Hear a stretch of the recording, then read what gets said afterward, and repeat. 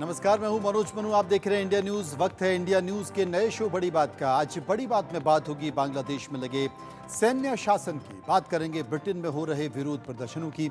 इसके साथ ही बात करेंगे केंद्रीय कर्मचारियों को मिलने वाले तोहफे के साथ ही रूस और यूक्रेन के जंग में रूस को हुए भारी नुकसान की।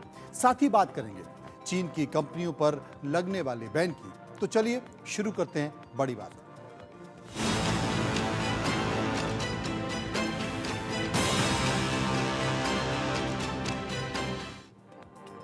सबसे पहले बांग्लादेश की बड़ी बात। बांग्लादेश के प्रधानमंत्री शेख हसीना ने इस्तीफा दे दिया है और देश छोड़ दिया है। शेख हसीना भारत पहुंच गई हैं। ढाका से उड़ान भरने के बाद सीधे गाजियाबाद के हिंडन एयरबस पर पहुंचे। अब शेख हसीना हिंडन एयरवेज से सीधे बांग्लादेश उच्चायोग जा सकती हैं। शेख हसीना के देश छोड़ने के बाद बांग्लादेश की आर्मी ने टेक ओवर कर लिया है और पूरे देश में इमरजेंसी लगा दी गई है। बांग्लादेश आर्मी चीफ ने कहा है कि देश में अंतरिम सरकार का गठन कराया जाएगा, लेकिन ये तब होगा जब हालत पूरी तरह से सामान्य हो जाएंगे। दरअसल बांग्लादेश में पिछले 1.5 महीने से शेख हसीना के खिलाफ विरोध प्रदर्शन हो रहे थे। रविवार को प्रदर्शन बेहद उग्र हो गए, जिनमें से 100 से ज्यादा लोगों की मौत हो गई थी। रविवार को ही देश में 20 से ज्यादा प्रदर्शनकारियों ने, पुलिसकर्मियों ने भी मौत की बात की है। इसके साथ ही पूरे बांग्लादेश में कर्फ्यू लगा दिया गया है। पूरे बांग्लादेश में इंटरनेट सेवाएं भी बंद कर दी गई हैं। बांग्लादेश की पूर्व पीएम के ढाका छोड़ने के बाद आसपास के जितने भी केस हैं उन केस पर और एयरपोर्ट और एयर स्ट्रिप पर अलर्ट जारी किया गया है। इसके साथ ही शेख हसीना सुरक्षित अगरतला में लैंड कर गई हैं। दरअसल बांग्लादेश में स्वतंत्रता सेनानियों के परिवारों के लिए सरकारी नौकरियों में 30% आरक्षण लागू किया था, जिसके विरोध में छात्र सड़कों पर उतर आए थे। बाद में सरकार ने इस आरक्षण की सीमा 30% से घटाकर 5% कर दी थी, लेकिन छात्रों का गुस्सा कम नहीं हुआ और अब बांग्लादेश में लोकतंत्र खत्म हो गया है। फिलहाल ये जो स्थिति है वो बांग्लादेश के लिए बेहद खराब बताई जा रही है। बांग्लादेश में आर्मी का शासन लगा दिया गया है और आर्मी ने सभी विभागों को अपने कब्जे में ले लिया है। बांग्लादेश के प्रधानमंत्री आवास पर प्रदर्शनकारियों ने गुस्सा निकाला, तोड़फोड़ की। ढाका में हालात अब भी तनावपूर्ण हो गए हैं और पुलिस की बजाय अब सड़कों पर सेना उतर गई है। सेना का कहना है कि अब हम अंतरिम सरकार बनाने जा रहे हैं। सेना के तमाम आला अधिकारियों ने सभी राजनीतिक पार्टियों के नुमाइंदों के साथ एक बैठक भी की है और अब बांग्लादेश में फिलहाल सेना की सरकार होगी।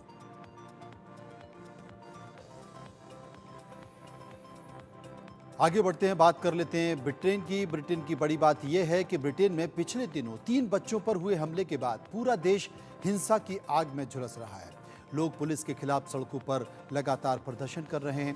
प्रदर्शनकारी आगजनी और पथराव भी कर रहे हैं। साथ ही दंगा इतना भड़क गया है कि पुलिस को कई जगह लाठीचार्ज करना पड़ रहा है। प्रदर्शन में 3 पुलिसकर्मियों के भी घायल होने की खबर है। देश के 15 से ज्यादा शहरों में विरोध प्रदर्शन किए जा रहे हैं। हिंसा और प्रदर्शनों से सबसे ज्यादा साउथ पोर्ट शहर है। दरअसल कुछ दिन पहले 17 साल के लड़के ने 3 बच्चों को चाकू मार दिया और तभी से ये मामला लगातार बिगड़ता चला गया। सोशल मीडिया के आग में घी का काम किया है, घी झोंकने का काम किया है। कई पोस्ट ऐसे हैं जिनमें यह कहा गया है कि चाकू मारने वाला लड़का जिहादी ग्रुप से जुड़ा हुआ था। अब लोगों को काबू करने के लिए लाठीचार्ज के साथ ही आंसू गैस के गोले भी छोड़े गए हैं। प्रदर्शनकारी पुलिस से भिड़ रहे हैं, जिससे स्थिति और ज्यादा खराब हो गई है। ब्रिटेन में पुलिस के खिलाफ नारेबाजी हो रही है और टकराव लगातार बढ़ता जा रहा है। शनिवार को तो कई जगहों पर हालात बेकाबू हो गए हैं। प्रदर्शनकारी आंसू गैस के गोलों के सामने भी डट रहे हैं। पुलिस ने उपद्रव और दंगों के आरोप में 8 प्रदर्शनकारियों को गिरफ्तार भी किया है। खबरें आ रही हैं कि प्रदर्शनकारियों ने एक स्टेशन को आग के हवाले कर दिया है। अब सरकार लोगों से शांति बनाए रखने की अपील कर रही है।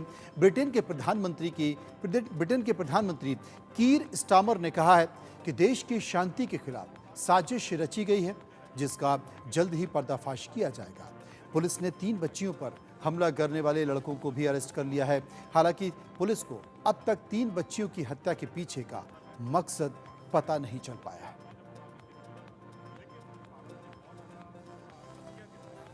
बड़ी बात तो रूस और यूक्रेन जंग की। रूस और यूक्रेन के बीच अभी भी जंग जारी है, लेकिन इससे रूस को एक बड़ा झटका लगा है, यूक्रेन की सेना ने दावा किया है कि क्रीमिया के बंदरगाह पर रूस की नेवी पर बड़ा हमला किया गया है।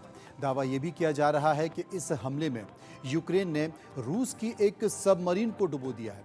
यूक्रेनी सेना के जनरल स्टाफ ने कहा है कि उन्होंने रूस की पनडुब्बी रोस्तोव ऑन डॉन पर सेवास्तोपोल बंदरगाह पर हमला किया है और उसे डुबो दिया है। हालांकि इससे जुड़ा कोई सबूत नहीं दिया गया है। यूक्रेन का यह भी दावा है कि हमले के तुरंत बाद ही रूस की सबमरीन डूब गई है। यूक्रेन दावा करता है कि उसने युद्ध की शुरुआत से अब तक काला सागर में मौजूद रूस की 1/3 फ्लीट को डुबो दिया है।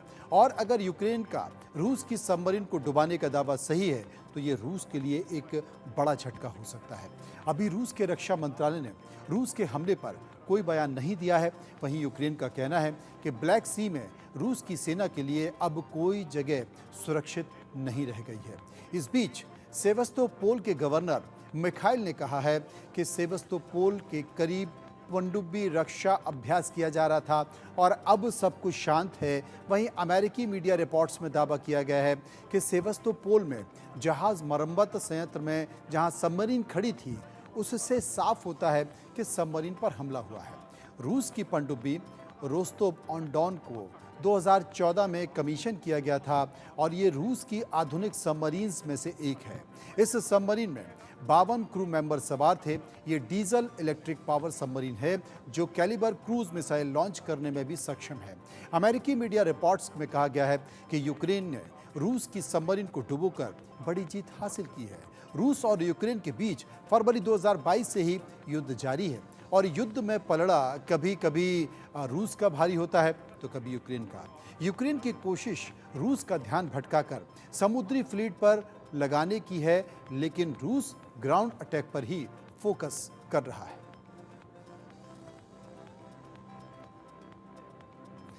और अब बैंक से जुड़ी हुई बड़ी बात, तो भारत सरकार एक बार फिर से चीन की कंपनियों के खिलाफ कार्रवाई करने की तैयारी कर रही है।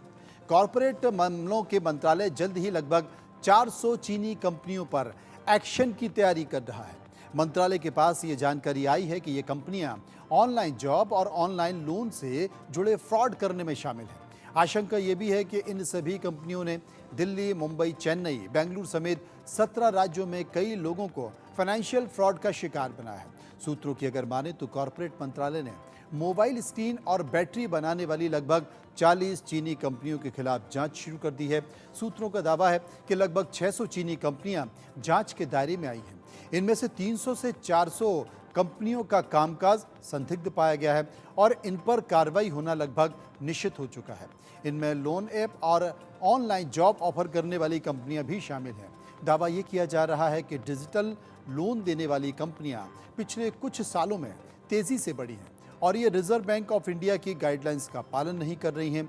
दावा ये भी किया जा रहा है कि ऑनलाइन लोन देने वाली कंपनियां लोगों को मानसिक शोषण का शिकार कर रही हैं।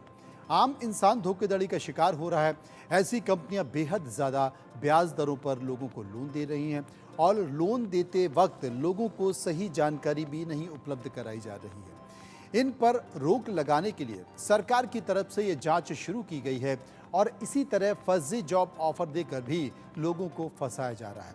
सूत्रों के मुताबिक इनमें से कई कंपनियों के डायरेक्टर भारतीय हैं, लेकिन इनके बैंक अकाउंट चीनी हैं। साथ ही इनमें कोई ट्रांजैक्शन रिकॉर्ड भी उपलब्ध नहीं है।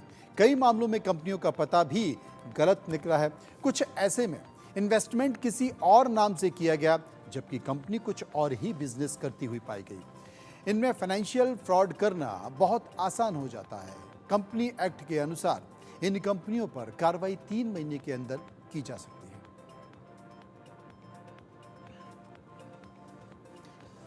वक्फ बोर्ड से जुड़ी बात, बड़ी बात। वक्फ बोर्ड चर्चा में है, लेकिन केंद्र सरकार वक्फ बोर्ड के 70 साल पुराने कानून में बदलाव करने की तैयारी है। जल्द ही इसे संशोधित करते एक विधेयक लाया जाएगा, संसद के पटल पर रखा जाएगा। इस विधेयक के जरिए मोदी सरकार वक्फ बोर्ड की मनमानी पर रोक लगा सकेगी और अधिकारियों को भी कम किया जाएगा। भारत सरकार वक्फ बोर्ड के पास सेना के बाद सबसे ज्यादा जमीनें हैं और देश भर में 8,70,000 से ज्यादा संपत्तियां हैं। वक्फ बोर्ड के अधिकार क्षेत्र में कुल मिलाकर 9,40,000 एकड़ जमीन है। शुक्रवार को ही कैबिनेट की बैठक में वक्फ अधिनियम में 40 संशोधन के प्रस्ताव को मंजूरी दी जा चुकी है। दरअसल वक्फ बोर्ड की संपत्तियों में 2013 में भारी इजाफा किया गया था और डॉक्टर मनमोहन सिंह की सरकार ने वक्फ बोर्ड को असीमित शक्तियां दे दी थी। आज़ादी के बाद वक्फ अधिनियम 1954 में संसद से पारित किया गया था। इसके बाद 1995 में एक नया वक्फ अधिनियम पारित किया गया जिसमें वक्फ बोर्ड की शक्तियां बढ़ाई गई। 2013 में फिर इस बिल में संशोधन हुआ और वक्फ बोर्ड को संपत्तियां छीनने की असीमित शक्तियां दे दी गई। वक्फ अधिनियम संशोधन में ये प्रावधान किया गया कि इसे किसी भी अदालत में चुनौती नहीं दी जा सकती।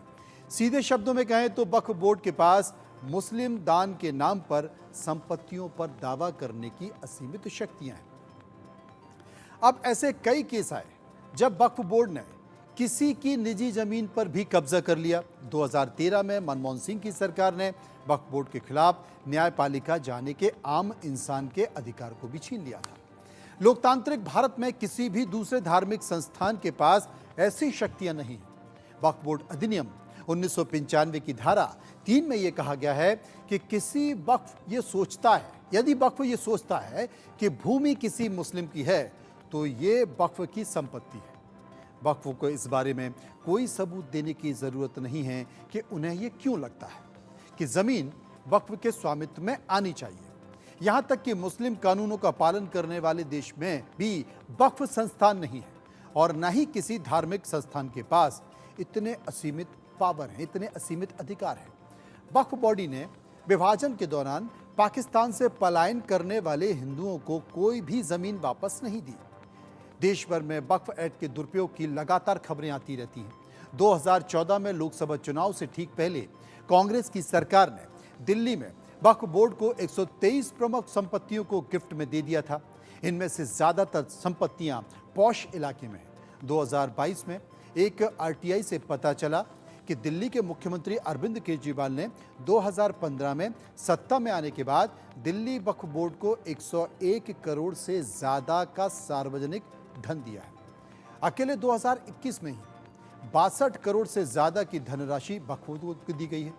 अब केंद्र सरकार नए कानून के जरिए वक्फ संपत्तियों का वेरिफिकेशन जरूरी करने जा रही है। वक्फ बोर्ड के दावों का वेरिफिकेशन भी जरूरी किया जाएगा। इन संपत्तियों का भी वेरिफिकेशन जरूर किया जाएगा जिनके लिए वक्फ बोर्ड और व्यक्तिगत मालिकों ने दावे और जवाब दाखिल किए। नए बिल में भी ये प्रावधान है कि सिर्फ मुस्लिम संपत्ति ही वक्फ संपत्ति बन सकती है। वक्फ बोर्ड में भी महिलाओं की स्थिति सुनिश्चित की जाएगी। राज्यों के वक्फ बोर्ड में महिला सदस्यों को शामिल करना भी जरूरी किया जाएगा, जो अब तक ऐसा नहीं।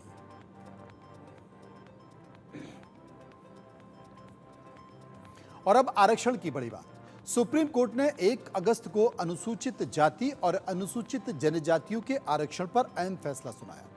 कोर्ट ने यह कहा कि राज्य सरकारें इन समुदाय के लिए आरक्षण के अंदर ही आरक्षण देने के लिए अलग कैटेगरी बना सकती है। चीफ जस्टिस की अध्यक्षता वाली 7 जजों की संविधान पीठ ने बहुमत से यह फैसला कर दिया। सुप्रीम कोर्ट ने फैसले के वक्त ही यह सिफारिश की थी कि SC/ST आरक्षण में भी क्रीमी लेयर का प्रावधान होना चाहिए और यह ओबीसी वर्ग पर लागू क्रीमी लेयर में अलग प्रावधान होना चाहिए। इस फैसले के बाद अब सवाल ये उठ रहे हैं कि क्या SC/ST वर्ग में भी क्रीमी लेयर आरक्षण देने की जरूरत है। सुप्रीम कोर्ट की संविधान पीठ के 4 जजों ने यह कहा कि क्रीमी लेयर वो वर्ग है जो आर्थिक और सामाजिक रूप से प्रगति कर चुका है, यानी कि आगे बढ़ चुका है। इस कैटेगरी में आने वाले लोगों को आरक्षण का लाभ नहीं मिलता है। वर्तमान में ओबीसी के आरक्षण के लिए क्रीमी लेयर की सीमा लागू है, ये व्यवस्था है। साथ ही SC और ST के संबंध में प्रमोशन में क्रीमी लेयर का सिद्धांत भी लागू है, यानी कि यदि किसी एक पिता जो कि सरकार में बड़े अधिकारी बन चुके हैं तो उनके बच्चे को प्रमोशन में रिजर्वेशन नहीं दिया जाएगा, ये व्यवस्था है। मित्तल ने कहा है कि यदि एक पीढ़ी में आरक्षण का लाभ मिलता है और आगे बढ़ा गया तो अगली पीढ़ी को आरक्षण नहीं मिलना चाहिए। जबकि जस्टिस विक्रमनाथ ने कहा है कि ओबीसी की तरह ही SC/ST के लिए क्रीमी लेयर का सिद्धांत लागू होना चाहिए। जस्टिस सतीश चंद्र शर्मा ने कहा कि SC/ST के लिए क्रीमी लेयर निर्धारित करने के लिए एक संवैधानिक आदेश की जरूरत है। इस बीच वंचित बहुजन अघाड़ी के अध्यक्ष प्रकाश अंबेडकर ने इस फैसले का विरोध किया। उन्होंने कहा कि सुप्रीम कोर्ट एससी के तहत पिछड़ेपन को मापने के लिए एक इस्तेमाल किए जाने वाले मानदंडों पर चुप है। उन्होंने सुप्रीम कोर्ट के फैसले को संविधान के आर्टिकल 14 के खिलाफ बताया। हालांकि लहूजी शक्ति सेना के प्रोफेसर डॉक्टर डी कांपले का कहना है कि एससी वर्ग में 59 जातियां हैं और आरक्षण का लाभ सिर्फ मुट्ठी भर लोगों को ही मिलता है। इस फैसले का सबसे महत्वपूर्ण प्रभाव यह है कि जिन लोगों को आरक्षण से आर्थिक लाभ हुआ है उन्हें अब आरक्षण का लाभ नहीं मिलेगा। क्रीमी लेयर प्रमाण पत्र के आधार पर ऐसे लोग आरक्षण का लाभ नहीं उठा सकेंगे, जो कि सही फैसला है।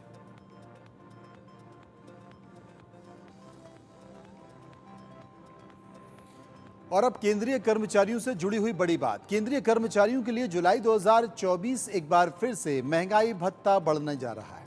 केंद्रीय कर्मचारियों की सैलरी में फिर से तगड़ा इजाफा होने जा रहा है।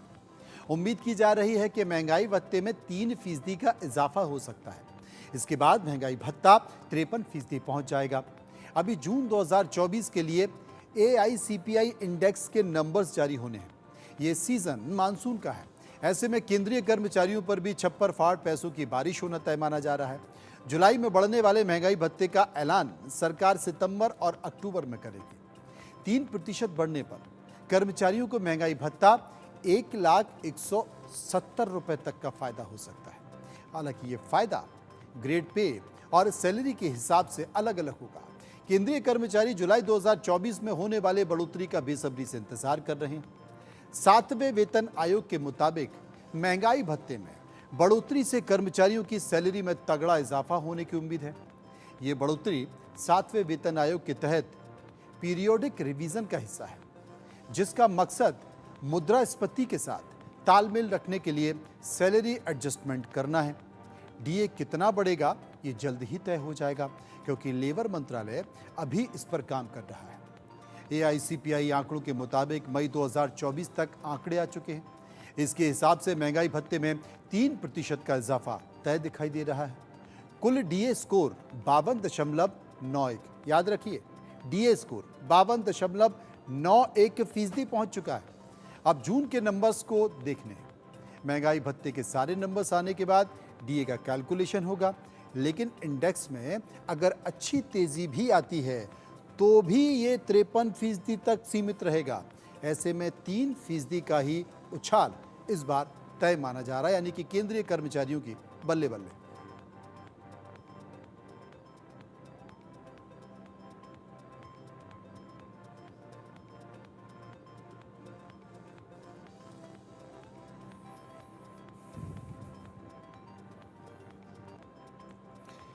एक और बात करते हैं। बड़ी बात, बिहार में वाहनों की आरसी और ड्राइविंग लाइसेंस से मोबाइल नंबर को अटैच करना जरूरी हो गया है। साथ ही ड्राइविंग लाइसेंस में पता भी अपडेट करना जरूरी हो गया है। पता बदलने की सूरत में 30 दिन के अंदर ड्राइविंग लाइसेंस को अपडेट करना होगा। अभी मोबाइल नंबर और एड्रेस अपडेट कराने के लिए 1 महीने का समय दिया गया है और 1 महीने बाद जुर्माना लगाना शुरू हो जाएगा। बिहार के परिवहन सचिव संजय कुमार अग्रवाल ने सभी जिलों के ट्रांसपोर्ट ऑफिसर्स को आदेश जारी कर दिए और ये साफ कर दिया है कि बिना मोबाइल नंबर वाले ड्राइविंग लाइसेंस धारकों के खिलाफ सख्त एक्शन लिया जाएगा। मोटर वाहन अधिनियम की धारा 49 के मुताबिक वाहन मालिकों को अपने नए पते की सूचना 30 दिन के अंदर देना जरूरी है और अब इस नियम का पालन नहीं कराने वालों को इसके खिलाफ सख्त एक्शन लिया जाएगा। ड्राइविंग लाइसेंस में मोबाइल नंबर अपडेट कराने के लिए आधार से लिंक मोबाइल नंबर ही देना होगा। मोबाइल नंबर और एड्रेस अपडेट कराने के लिए परिवहन सेवा पोर्टल पर जाकर ऑनलाइन प्रक्रिया का पालन करना होगा। नंबर अपडेट नहीं होने पर संबंधित वाहन का पॉल्यूशन सर्टिफिकेट भी नहीं बनेगा। परिवहन सचिव का ये कहना है कि गलत मोबाइल नंबर या फिर पता होने से एक्सीडेंट होने की सूरत में वाहन मालिक का पता लगाना मुश्किल हो जाता है, इसलिए यह प्रक्रिया लागू की गई है। ये भी कहा गया है कि ये कोई नया नियम नहीं है, बल्कि पुराने नियमों का भी सख्ती से पालन किया जा रहा है, जो कि अब तक नहीं होता था।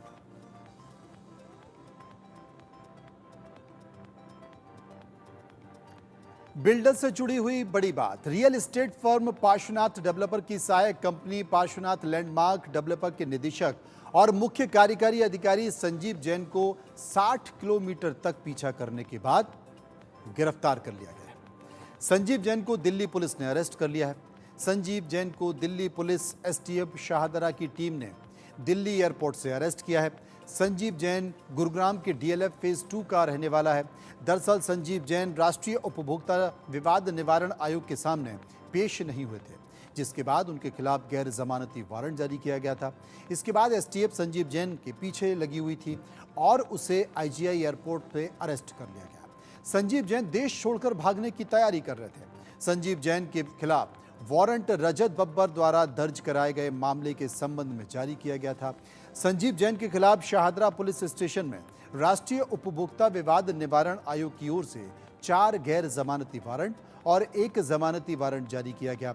राष्ट्रीय उपभोक्ता विवाद निवारण आयोग के संयुक्त रजिस्ट्रार ने 18 जुलाई को जैन के खिलाफ गैर जमानती वारंट जारी किया। शिकायतकर्ता रजत बब्बर और दूसरे पक्ष तथा जैन के बीच विवाद तब शुरू हुआ जब जैन ने 2017 में शिकायत दर्ज कराई।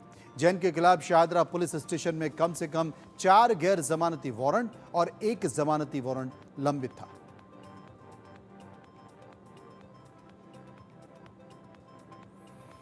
भारत समेत दुनिया के 180 से ज्यादा देश कम प्रति व्यक्ति आय के जाल में फंसे हुए हैं। वर्ल्ड बैंक की एक रिपोर्ट के मुताबिक अगले दशकों में भी भारत की प्रति व्यक्ति आय तेजी से नहीं बढ़ेगी।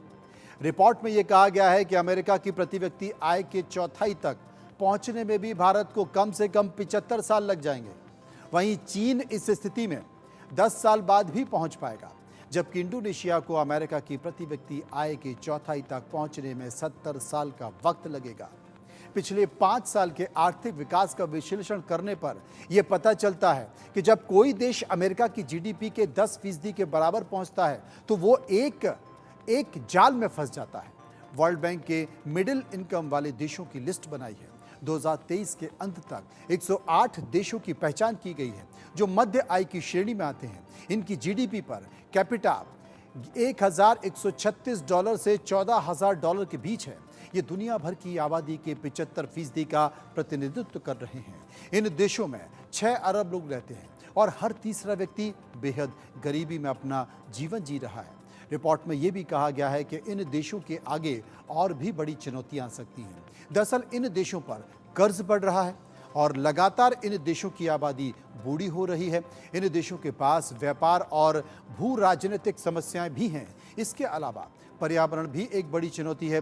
जलवायु परिवर्तन के चलते पर्यावरण का ख्याल रखते हुए ही आर्थिक विकास करना भी एक चुनौती है।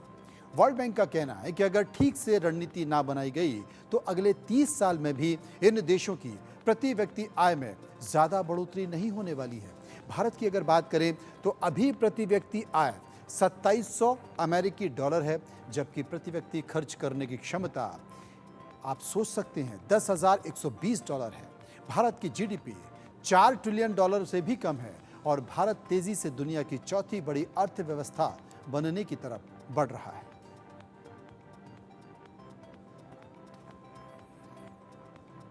बाढ़ बारिश की बड़ी बात। गुजरात में एक बार फिर से भारी बारिश का दौर शुरू हो गया है। बालेसाड़ में फिर हालत खराब हो गए हैं। औरंगा नदी में बाढ़ आने से निचले इलाके डूब गए हैं।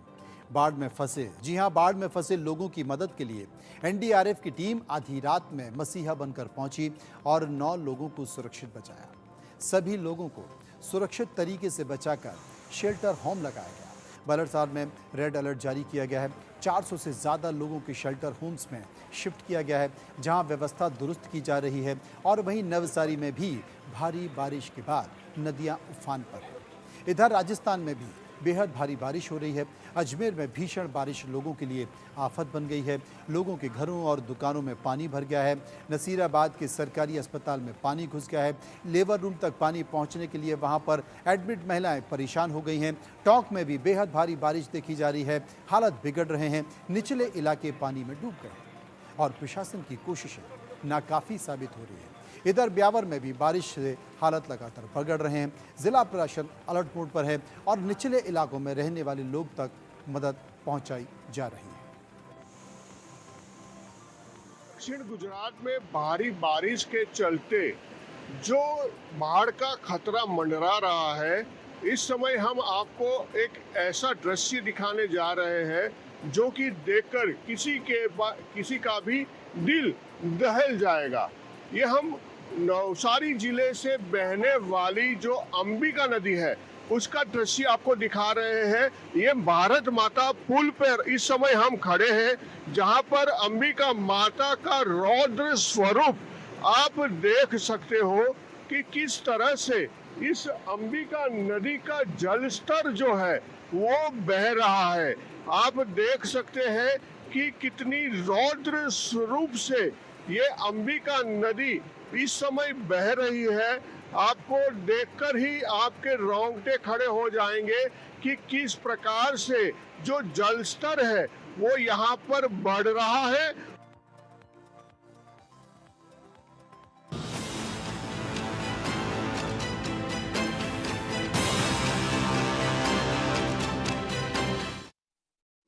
एसोसिएट स्पॉन्सर क्षेमा जनरल इंश्योरेंस, फसल की रक्षा, नुकसान से सुरक्षा।